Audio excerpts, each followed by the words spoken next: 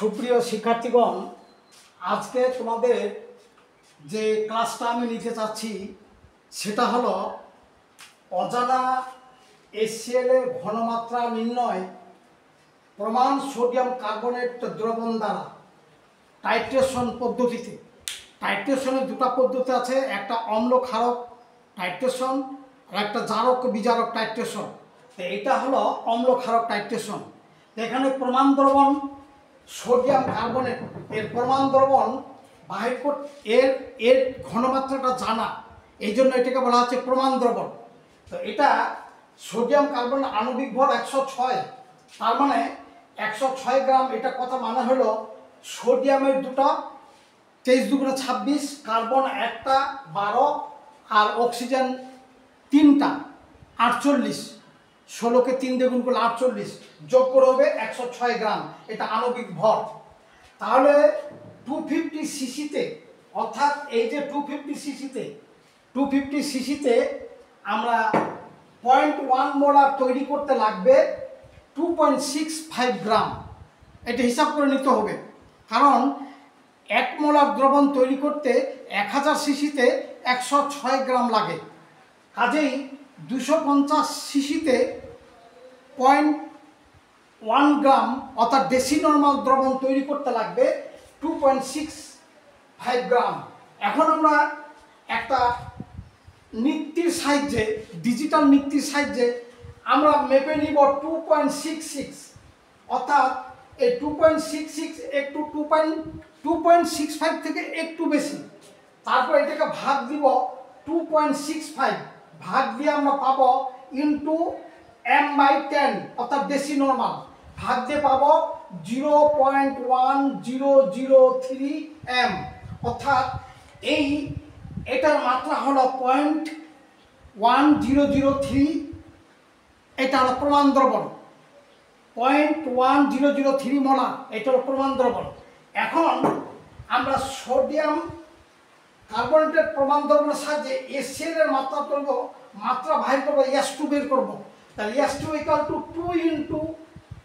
2 × 10, অর্থাৎ আমরা conical flux নিব 10 cc into 0.1003 m divide by V2, অর্থাৎ এই যে বুলেট থেকে কতটুকু লাগলো সেটা আমরা বের করব। বুলেট থেকে আমরা এই যে এখান থেকে 10 মিলি, এই পিপেট থেকে আমরা 10 মিলি এখানে নিয়েছি, 10 মিলি এখান থেকে এটা সাইজে আমরা এখানে 10 মিলি নিয়েছি। এরপরে এখানে এই যে মিথাইল অরেঞ্জ এখানে দেওয়া হয়েছে বলে এই রংটা হয়েছে। এখন যদি আমরা এখান থেকে এটা যোগ করি, তাহলে আমাদের প্রথম রিডিং ছিল 9, 10 নিচ্ছি 9। তাহলে আমাদের এই বর্ণটা পরিবর্তন হতে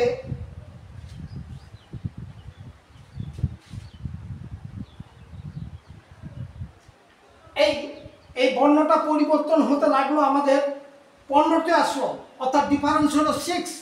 তাহলে আমরা একটা রিডিং পাইলাম।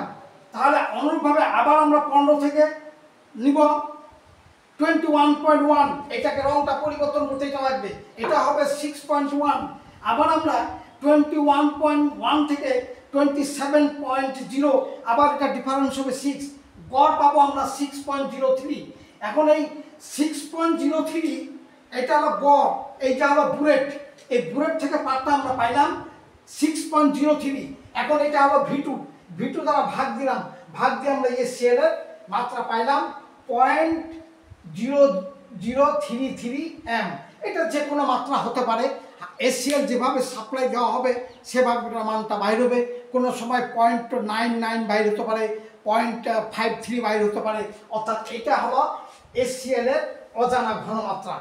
অজানা ঘনমাত্রা আমরা বাইর করলাম সোডিয়াম কার্বনের প্রমাণ দ্রবণের সাহায্যে। এটাই হলো অজানা HCl এর ঘনমাত্রা নির্ণয় করলাম প্রধান সোডিয়াম কার্বনেটের দ্বারা টাইট্রেশন পদ্ধতিতে। এই টাইট্রেশন পদ্ধতিতে যে ব্যবহার করা হয় এটার নাম হলো বুলেট, এটা হলো স্ট্যান্ড। এটা হলো 10 মিলিগ্রাম সোডিয়াম কার্বনেটের সঙ্গে এখানে মিথাইল অরেঞ্জ নেওয়া হয়েছে। এই মিথাইল অরেঞ্জ নেওয়ার পর এখানে এই বুলেট থেকে HCl ঢালা হয়েছে, ঢালে আমরা যতটুকু লাগলো সেটা হবে V2। ওই V2 দ্বারা ভাগ দিলে আমরা HCl এর মানটা পাবো। এখন এটা হলো কনিক্যাল ফ্লাক্স, এটা হলো তোমার মেজারিং ফ্লাক্স, আর এটা হলো কনিক্যাল ফ্লাক্স।